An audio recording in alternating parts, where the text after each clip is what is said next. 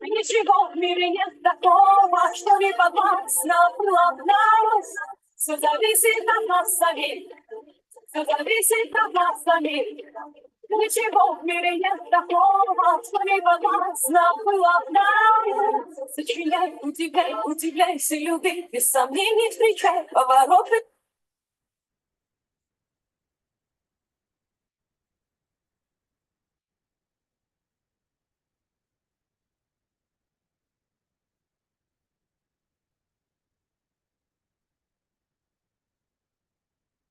Все зависит от нас самих, все зависит от нас самих. Ничего в мире нет такого, что не подвластно было в нас. Все зависит от нас самих, все зависит от нас самих. Ничего в мире нет такого, что не подвластно было в нас. Сочиняй, удивляй, удивляйся, люби, без сомнений встречай повороты. Все зависит от нас самих, все зависит от нас самих. Ничего в мире нет такого, что не подвластно было в нас. Все зависит от нас самих, все зависит от нас самих. Ничего в мире нет такого, что не подвластно было в нас. Сочиняй, удивляй, удивляйся, люби, без сомнений встречай повороты. Все зависит от нас самих, все зависит от нас самих. Ничего в мире нет такого, что не подвластно было в нас. Все зависит от нас самих, все зависит от нас самих. Ничего в мире нет такого, что не подвластно было в нас. Сочиняй, удивляй, удивляйся, люби, без сомнений встречай повороты. Все зависит от нас самих, все зависит от нас самих. Ничего в мире нет такого, что не подвластно было в нас. Все зависит от нас самих, все зависит от нас самих. Ничего в мире нет такого, что не подвластно было в нас. Сочиняй, удивляй, удивляйся, люби, без сомнений встречай повороты.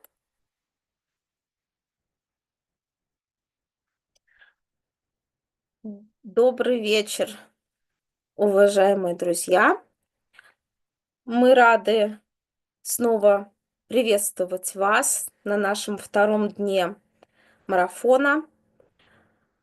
Вот прошла уже, почти неделя. Я смотрю, домашнее задание вы выполняете, значит, вам понравилось, значит, мы не зря все это начали. Сегодня у нас первый гость, который принял вызов. И я надеюсь, что такая форма вам очень понравится. Ну, а прежде чем мы перейдем к представлению гостя, к его теме, я хочу вам напомнить и сказать, потому что очень много в личное сообщение приходит мне вопросов про то, как к нам попасть.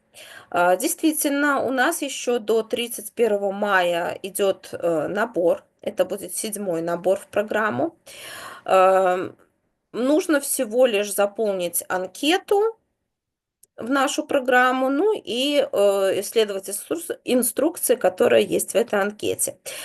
Чтобы вам было легче найти анкету, я анкету для участника и анкету для школ я брошу в наш телеграм-канал. Поэтому надеюсь, что немножечко вам будет легче найти пути, дороги в нашу программу.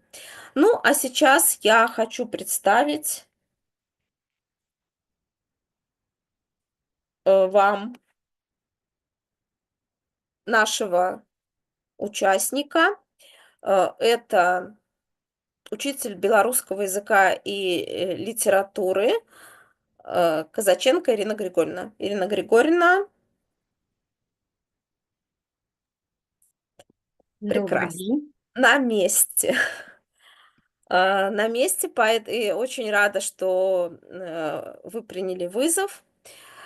И я надеюсь, что вот этот наш первый Первый блин буде будзе не комам. Ірына Григорівна, Спробуем. да. Ну, я хачу адразу перайсці ўжо на беларускую мову, таму што Ірына Григорівна настаўнік беларускай мовы, ну, так як і я, настаўнік беларускай мовы, і тэма, якую яна вам з якой яна падзеліцца сваім вопытам, гэта на самой справе тэма вельмі цікавая, і у наш час яна на самой справе вельмі карысная для настаўніка, таму што падчас урока і падчас, можа, кантрольна-ацэначнай дзейнасці ўсё ж такі яна крыху палягчэнне нам робіць. Ну, не буду ўсё гаварыць, усіх сакрэтаў раскрываць. Ірына Григорівна, вам, калі ласка, слова. Так, Дякую. свой экранчик можна. Відаць, да? Да, зараз запускаецца дэманстрацыя экрану.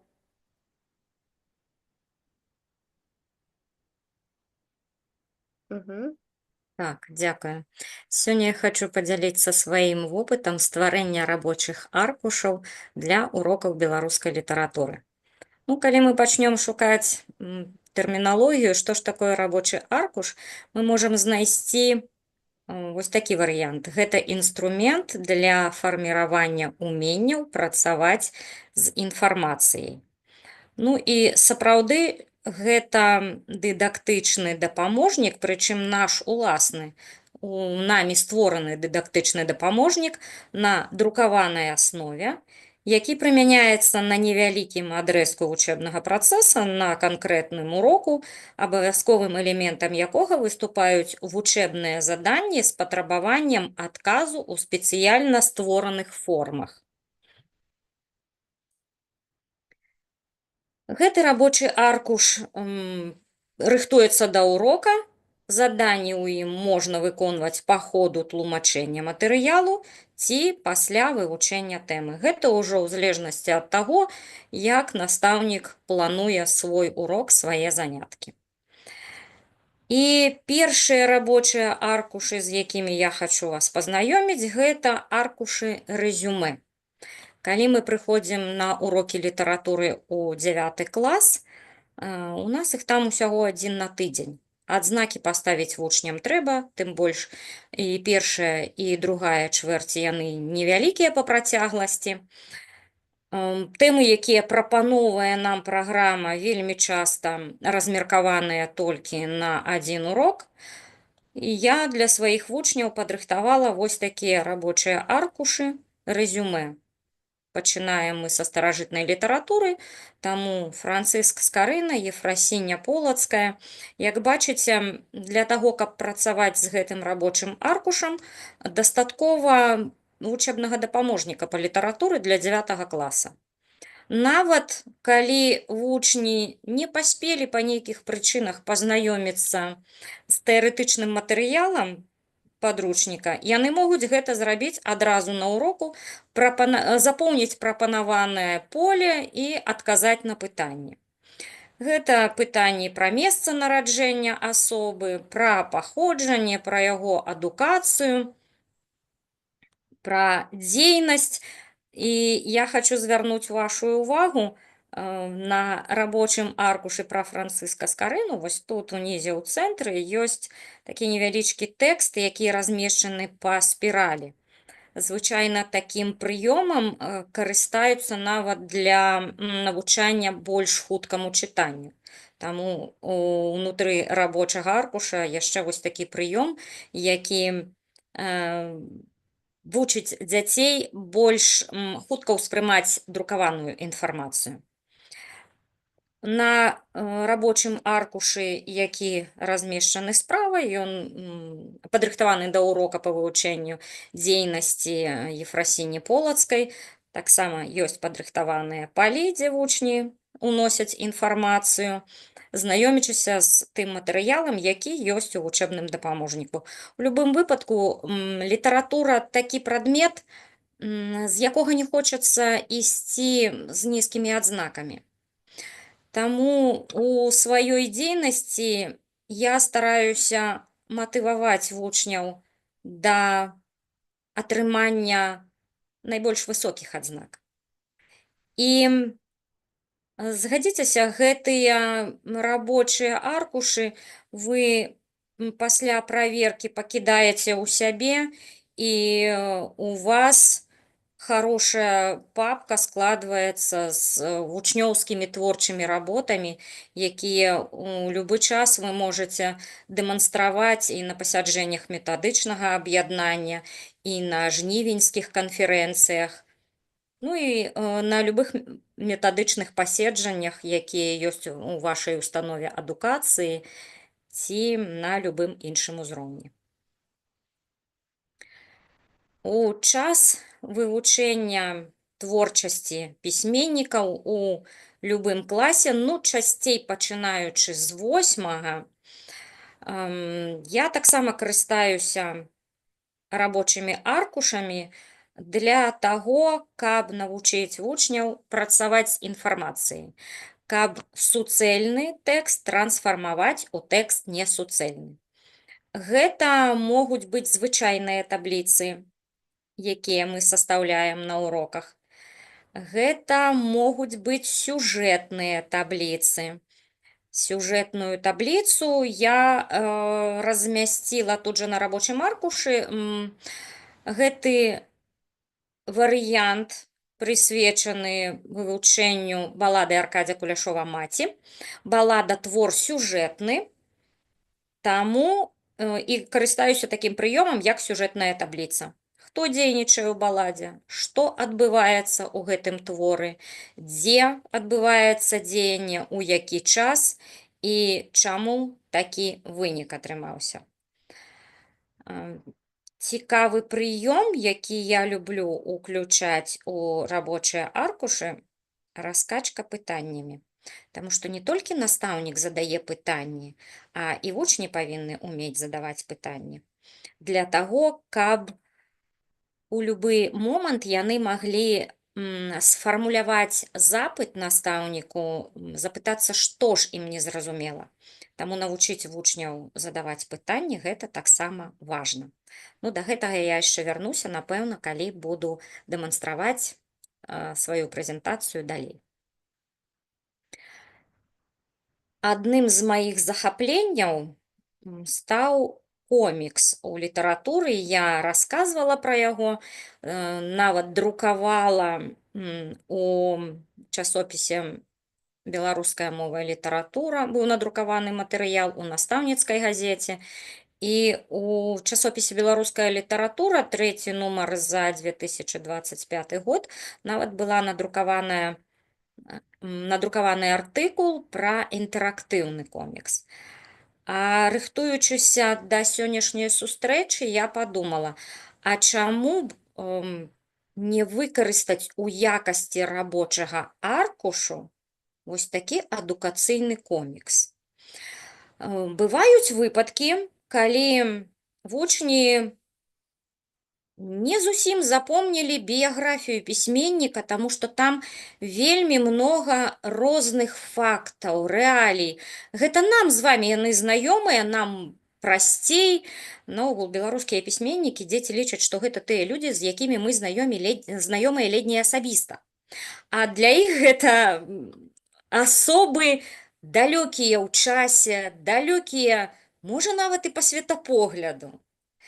Таму я вырашыла, што з дапамогай вось такога адукацыйнага комікса, які можа паслужыць рабочым аркушам, вельмі лёгка расказаць біяграфію пісьменніка. У цэнтры я размяшчаю партрэт, не называючы імя, падбіраю якую-небудзь характарыстыку гэтай асобы. Ён быў надзелены рознымі талентамі. Так гавораць усе даследчыкі літаратуры, тыя людзі, якія былі знаёмыя з Уладзімірам Караткевічам асабіста, таму што ён сапраўды, па-першае, быў пісьменнікам шматбакова, шматгранна адораным. Ён пісаў вершы, прозу, публіцыстыку, драму, кінасцэнарыі да фільмаў. Ну і наступная інфармацыя размешчана дапамагае вучню зарыентавацца ў жыцці і творчасці пісьменніка. Калі з кожнай выявы вучань пабудуе сказ, у яго атрымаецца паўнацэнны адказ пра біяграфію і творчасць пісьменніка. Калі ён скажа, што любімай кнігай Уладзіміра Караткевіча была «Тры мушкецёры», што ён вельмі любіў лавіць акул, пісаў пра мядзведзя, пісаў пра лебедзяў.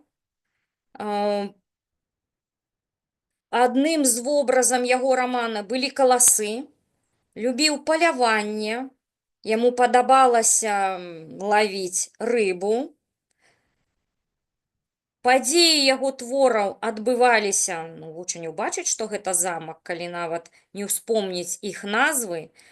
Ну і калі ў 11 класе вучні ўжо вывучаюць цяпер гэта раман «Чорны замак Альшанскі», зноў-такі ёсць у нас выява палацу, і могуць успомніць, што жахлівай загадкай яго аповесці былі коні, дрыганты.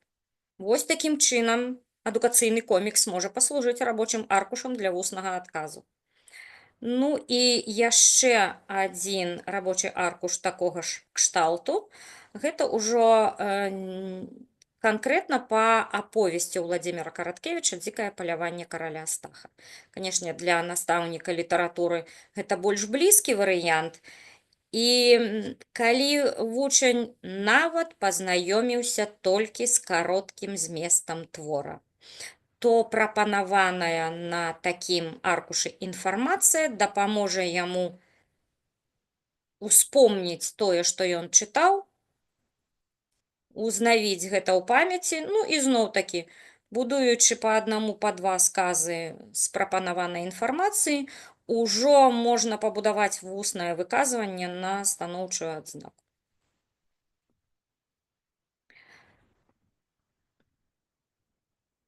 Рабочы аркуш як сістэма работы на уроках адлюстраваны на наступных слайдах. І гэта урокі беларускай літаратуры ў 8 класе, вывучэнне паэмы Янкі Купалы «Магіла льва».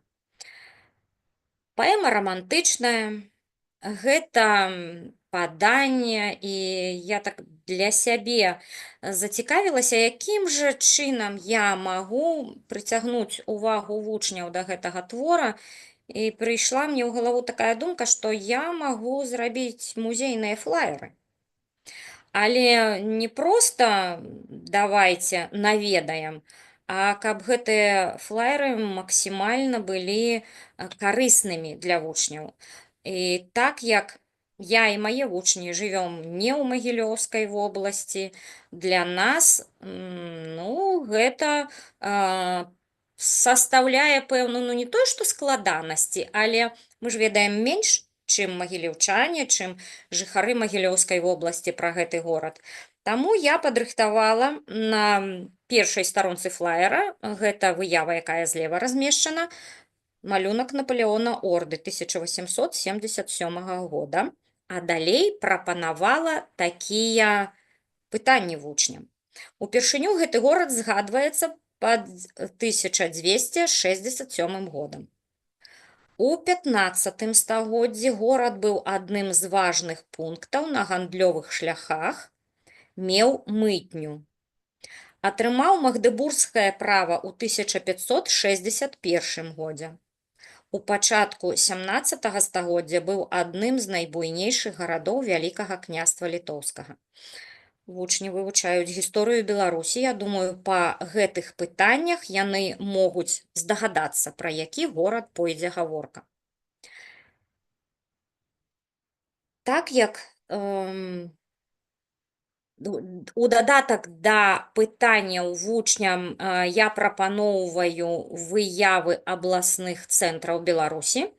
Гэтыя выявы яны могуць уклеіць вось тут злева ніжэй, там ёсць месца герб горада.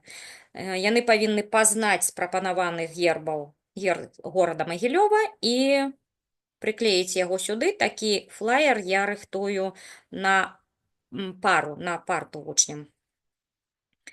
Яны выбіраюць герб, могуць абгрунтаваць сваю думку, калі яны крыху знаёмыя з геральдыкай, з урокаў гісторыі. Ці, можа, так дзе-небудзь сустракаліся ім гербы.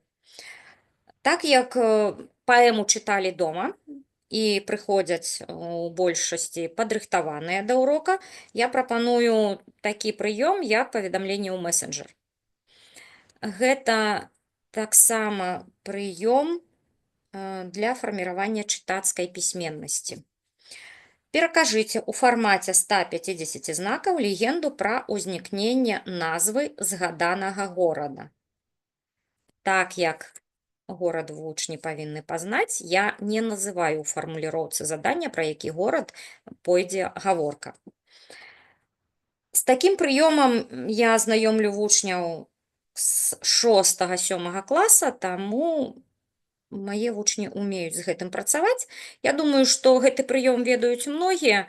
Калі не, пра яго можна будзе сказаць як-небудзь. Калі хутка, можна так. 150 знакаў, вельмі люблю сшытачкі па літаратуры ў клетку, і ў кожнай клетачцы вучні пішуць літару. Паміж словамі пакідаецца пустая клетка, у якой можа стаяць знак прыпынку. У такі фармат памяшчаецца 2-3 сказы. І зноў-такі сцісла перадаць прапанаваную інфармацыю. Работа з тэкстам. І для таго, каб вучням было цікава, прапаную загадку. Адсылаю іх да таго, што мы вывучалі ў 7 класе. У нарысе «Зямля пад белымі крыламі» Владзімір Караткевіч так пісаў пра гэтыя мясціны. Я паспрабую гаварыць пра землі над, прапушчана назва ракі, як пра асобны край, бо ўся гэтая мясцовасць створана, зноў пропуск мясцін, і ніжняй часткай яго прытокаў уся носіць на сабе яго адбітак. Назавіце гэтую раку. Рака, дарэчы, згадваецца і ў паэме. І яшчэ адно заданне. Запішыце вядомы вам факт пра гэты горад. На гэтай частцы флаера атрымліваецца 5 заданняў. І калі нават прысвоіць кожнаму заданню 2 балы, то нам вельмі лёгка нават з адзнакай прапанаваць, наколькі будзе вызначана тое ці іншае заданне. І тут жа на адваротным баку гэтага флаера прапаноўваю ўжо вышэй згаданы прыём, сфармулюю 5 пытанняў для сваіх аднакласнікаў такім чынам, каб на іх можна было адказаць. Так? Не? Магчыма? У дадзеным выпадку ў мяне Машэка і Баярын, значыць, 2 нейкія рэаліі, пра якія ідзе гаворка у тым ці іншым выпадку.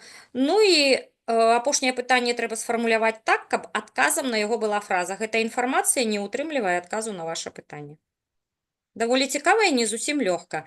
Канешне, калі ў першы раз працаваць з такім прыёмам, вучням не зусім нелёгка. Таму трэба з імі адпрацаваць гэты варыянт, і каб яны ўсё прапісалі ў сшытачках, і на наступным уроку ці ў наступны раз, калі будзе выкарыстаны гэты прыём, канешне, гэта будзе ўжо прасцей. Вось так я павялічыла і паказала. Ілюстрацыя, факты пра горад, герб выбраць з прапанаваных, паведамленне ў месенджерах — гэта скарачэнне інфармацыі ці тэксту, загадка і вядомы факт. Наступны флаер з гэтай жа серыі — гэта характарыстыка вобраза персанажа. Зноў-такі ілюстрацыя. Пастаралася, каб гэтыя рабочыя аркушы мелі аднолькавы фармат. Раз яны падрыхтаваны да адной тэмы, значыць, яны маюць аднолькавы фармат. Дадзена ілюстрацыя, і заданне дае: зрабіце подпіс да ілюстрацыі, выбраўшы цытату з твора. Вось тут ужо дакладна трэба ведаць літаратурны твор. Прапанавала такую загадку вучням. Рака плюс бярвенне. Разгадайце прапанаваную загадку, тады вам прасцей будзе выканаць адно з наступных заданняў. Рака плюс бярвенне. Тут гаворка ідзе пра занятак Машэкі. І вучні, ім цяжка здагадацца, таму што сёння гэта Ну, прафесія гэта назваць складана, але такога занятку не існуе. Плытагонаў цяпер няма. Але ў тэксце паэмы ёсць гэтае слова. Зноў-такі падрыхтаваны, акрамя рабочага аркуша, падрыхтаваны ілюстрацыі да вобраза персанажа паэмы, некалькі вобразаў, і трэба падабраць і ўклеіць правільна. Наступнае заданне. Трэба ахарактарызаваць літаратурнага героя па наступных крытэрыях: адносіны да людзей, адносіны да Наталькі, занятак, які якраз такі дапаможа вызначыць прапанаваны рэбус, і адказ на здраду каханай. Два наступныя прыёмы, я, напэўна, перайду да нас, да, вось да гэтага слайда, тут трошачкі лепш відаць. Наступны прыём, які мне вельмі падабаецца, 50/25 ён называецца. Вучні працуюць у пары, рыхтуюць сціслы аповед пра героя твора, памясціўшы яго ў 50 слоў. Потым яны мяняюцца запісам з суседам па парце. Сусед па парце чытае атрыманую інфармацыю і скарачае яе да 25 слоў. Вельмі падабаецца мне такі прыём, падабаецца рэакцыя на яго вучняў, яна бывае вельмі рознай і вельмі цікавай. І яшчэ адзін цікавы прыём, які прыйшоў у адукацыю з бізнесам. Называецца он ліфтавая прэзентацыя. За 1 хвіліну трэба пераканаць слухачоў, што галоўнага героя можна назваць эгаістам. Сам прыём ліфтавая прэзентацыя – гэта за 1 хвіліну выказаць сваё меркаванне. І ў такім выпадку вельмі люблю карыстацца пясочным гадзіннічкам. Як сочаць вучні за тым, колькі ж часу ў іх засталося, што яны яшчэ могуць сказаць, і стараюцца выказаць свае думкі за 1 хвіліну. Нават вучні, якія саромеюцца маўчаць, сочачы за гэтым пясочкам, ліфтавая прэзентацыя, гэта ліфтавая прэзентацыя. На наступным паверсе субяседнік выходзіць. Яго тэрмінова трэба пераканаць. Дамашнім заданнем гэтага рабочага аркуша з'яўляецца пірамідная гісторыя. Мне вельмі падабаецца гэты прыём. Тут я напісала саму умову стварэння піраміднай гісторыі. Яна нечым нагадвае сінквейн. Сінквейн з 5 радочкаў, знаёмы нам прыём, мы даўно ім карыстаемся, а пірамідная гісторыя – гэта больш ускладнены варыянт, яна з 8 радкоў складаецца. Верхні радочак – гэта імя персанажа гісторыі, 2 словамі мы апісваем героя, 3 словамі называем дзеянне, дзе адбываецца, дзе падзеі ў творы адбываюцца. Далей праблема гісторыі, праблема, якая пададзена ў творы. Ну і далей апісанне першай падзеі, другой падзеі, трэцяй падзеі. Можна па ходу развіцця сюжэта. І апошні радочак – гэта вырашэнне праблемы, нейкі вынік. Калі прыводзіць прыклад, іменно па паэме «Магіла льва», можа атрымацца вось так. Гэта адна з тых пірамідных гісторый, якую стваралі мае вучні некалі. Я перанесла яе сюды на слайд. Настаўнікі літаратуры разумеюць, яны бачаць Машэка. Ён хто такі? Асілак, разбойнік. Тут можна карыстацца назоўнікамі, можна карыстацца прыметнікамі, як зручна дзецям, як зручна настаўніку зарыентаваць дзяцей. Далей месца, дзе адбываліся падзеі, праблема, якая стаіць у творы. Ну і далей па сюжэту, што адбывалася ў паэме. І вырашэнне праблемы у апошнім радочку. Тут можна такія правілы гульні прыняць з вучнямі. Можна улічваць службовыя словы, можна не улічваць. Гэта агаворваецца адразу, каб ва ўсіх было аднолькава.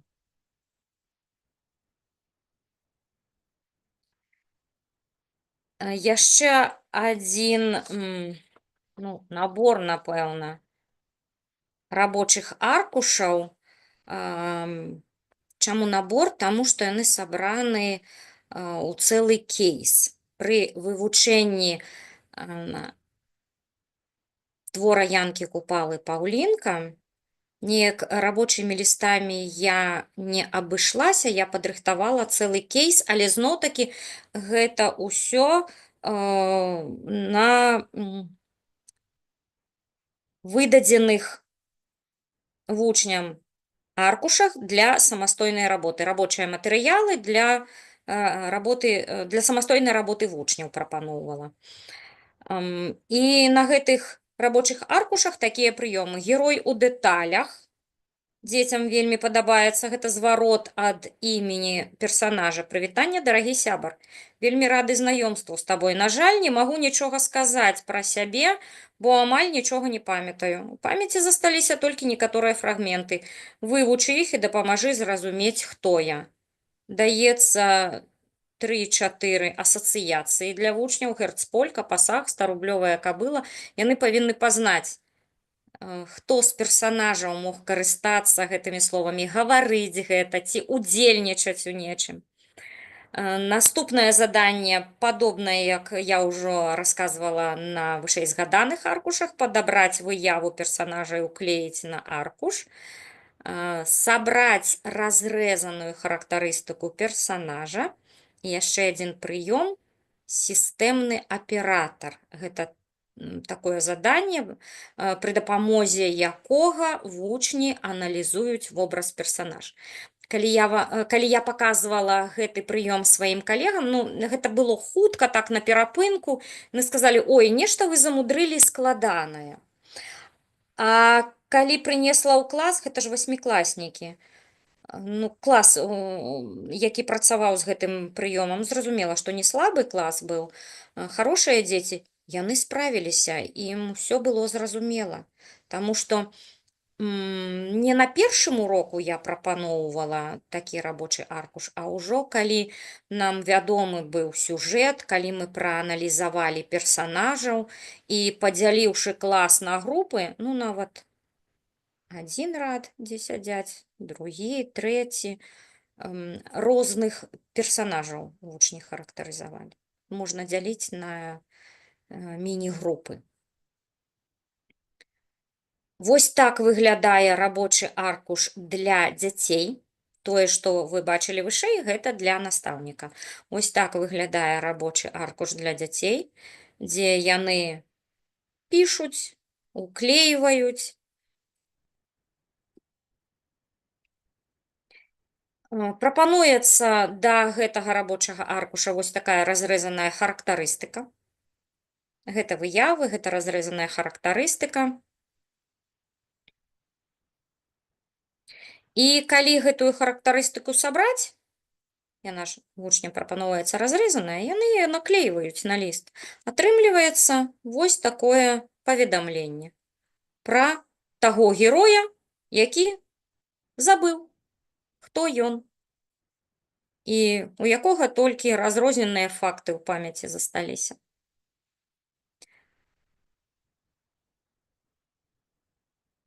Такіх набораў рабочых аркушаў у мяне было падрыхтавана 3. Я прадэманстравала вам кейс аўтара, ёсць яшчэ кейс рэжысёра і кейс піар-менеджера. І матэрыял з такімі рабочымі аркушамі я друкавала у 2024 годзе ў 7-м нумары часопіса «Роднае слово».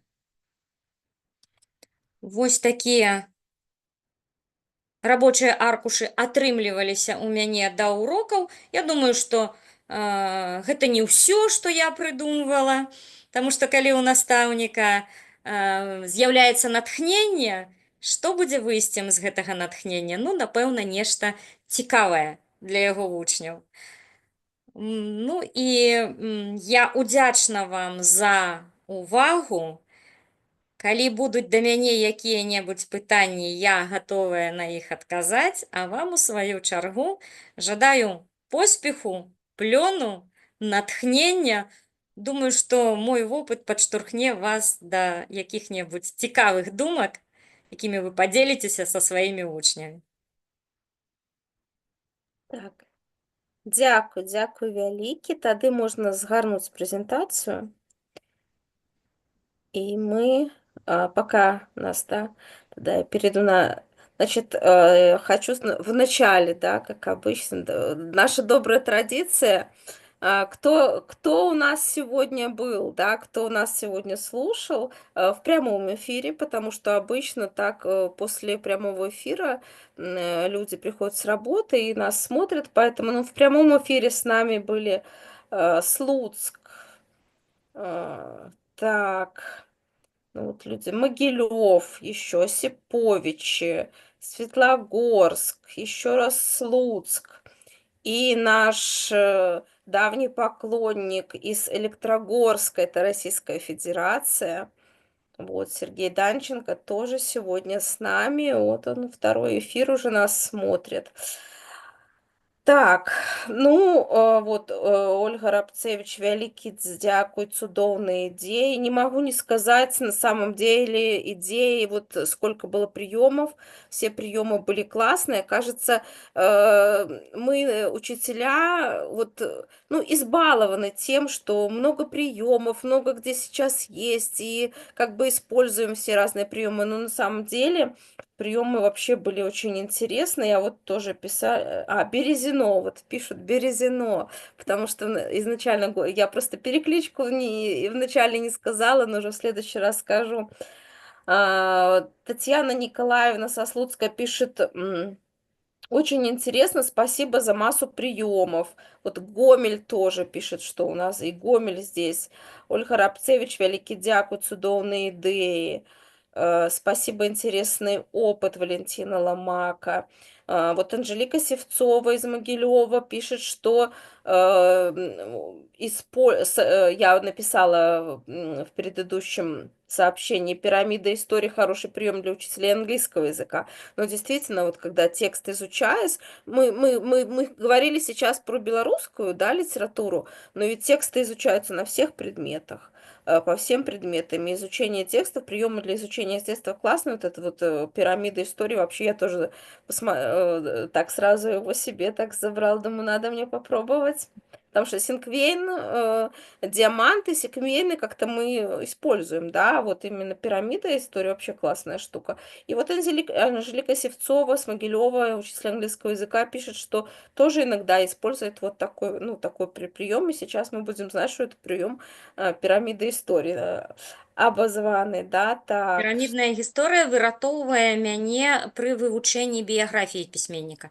Таму што вучні не зусім гэта любяць, а калі, маючы перад сабой вучэбны дапаможнік, яны ствараюць пірамідную гісторыю, потым пераказаць біяграфію з дапамогай піраміднай гісторыі, гэта таксама проста, класна і цікава. І яны ва ўсіх розныя. Так, ну вот так, Татьяна Земляник, приемов шмат, але важно отобрать, что наибольш падыходзіць для раскрытия темы урока. Это, ну, это я про то, что мы говорим, что у нас очень много приемов, арсенал большой, но действительно, вот, да, Татьяна как бы обратила внимание на то, что нужно все-таки подбирать то, что к теме приходит. Вот как раз, да, Ирина, то, что мы только что говорили, что биография, вот, пожалуйста, это такой прием пирамиды истории цікавы. Так, что у нас еще? Ну, так, все спасибо, все спасибо говорят. Здорово. Классно. Ну, я думаю, если, дорогие слушатели и те, кто нас будет слушать после, если у вас будут возникать вопросы, так, Светлана, вот еще в новом учебном году для проведения методических объединений учителей филологов будет чем-то новым, будет чем заинтересовать чем-то новым. Ну, так для этого мы здесь и есть, да, для этого мы все-таки учителя, которые взаимоопыляемся, да, вот наше любимое слово в программе, наш учитель для Беларуси, для чего ты приехал, для чего ты куда-то пошел, взаимоопылиться, ну, действительно, когда друг с другом делимся. Так, Анжелика Севцова, спасибо большое, очень познавательно. Так, Все спасибкают. Поэтому, если будут какие-то вопросы, у нас есть ТГ-канал, мы прекрасно там общаемся, задавайте, ответим на все вопросы. И можете тоже задавать вопросы под этим эфиром, если вам удобно, тоже просматриваем сейчас особенно, да, эфиры всегда просматриваются, поэтому, если нужно будет, мы ответим на все вопросы. Но сейчас, сейчас такой самый интересный вопрос, кому же бросит вызов Ирина Григорьевна? Ирина Григорьевна, значит, мы своим визави всегда даем имена тех, кому можно дать вызов, кто согласился на то, что выдают вызов, ну и имена методистов, которые у нас есть в программе. Ирине Григорьевне тоже были предоставлены, и она сейчас кому-то даст из них вызов. Вот интересно, кому, и все так внимательно слушают. Ирина Григорьевна, вам слово, давайте вызов. Ну, інтригу довго тримати не буду. Виклик хочу кинуть своїй землячці, Тетяні Земляник. Ой, на нас слухає. Танечка, тебе бросили вызов. Если ты готова ответить сейчас, прямо в прямом эфире, то можешь ответить, согласна ли ты быть следующей на наших прямых эфирах, следующим педагогом, который поделится своим опытом. Сейчас у нас 5 минут задержки. То есть сколько? 15 секунд задержки между нашим прямым эфиром, который вот мы здесь, и тем прямым эфиром, который видят наши зрители. Пока Таня не отвечает. Принимает. Все. Вызов состоялся. Татьяна Николаевна Земляник у нас следующий выступающий. Будем очень ждать.